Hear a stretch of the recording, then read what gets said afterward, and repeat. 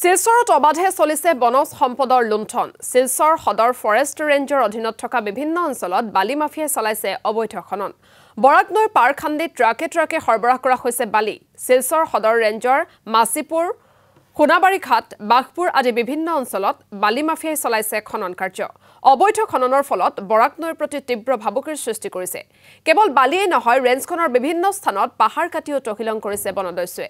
দীৰ্ঘদিনৰে পৰা শিলচৰ সদৰ ৰেঞ্জত চলি অহা বনজ সম্পদৰ লুণ্ঠন দেখিও চকুমুদা কুলিৰ ভাৱত বন বিভাগ।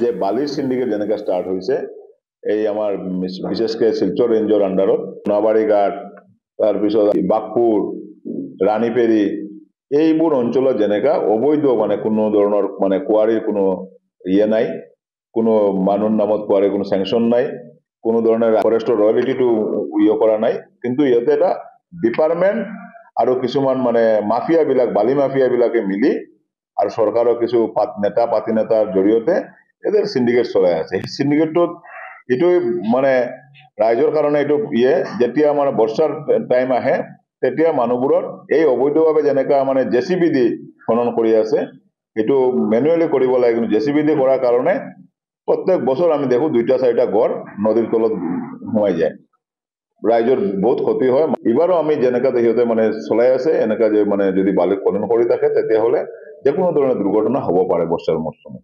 100% ডিপাৰ্টমেণ্ট জড়িত আছে, ডিপাৰ্টমেণ্টে মিলি এইবোৰ কাম কৰি থাকে। ডিপাৰ্টমেণ্ট আৰু মাফিয়াবিলাকে মিলি আৰু চৰকাৰ পক্ষৰ শাসক দলৰ কিছুমান নেতা পাতি নেতাই মিলি এইবোৰ সিন্ডিকেটবিলাক চলাই।